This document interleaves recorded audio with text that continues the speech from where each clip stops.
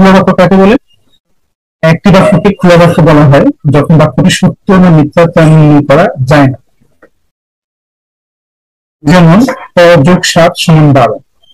এখানে ক এর মানটা আমরা জানি না, যেহেতু ক এর মান অজানা, তাহলে এই ক্ষেত্রে ক এর কোন মানের কারণে ১২ হচ্ছে কি হচ্ছে না যেহেতু অজানা, আর তাৎক্ষণিক এই বাক্যটি সত্য না মিথ্যা নির্ণয় করা যাচ্ছে না, তাই এই ধরনের বাক্য হচ্ছে খোলা বাক্য।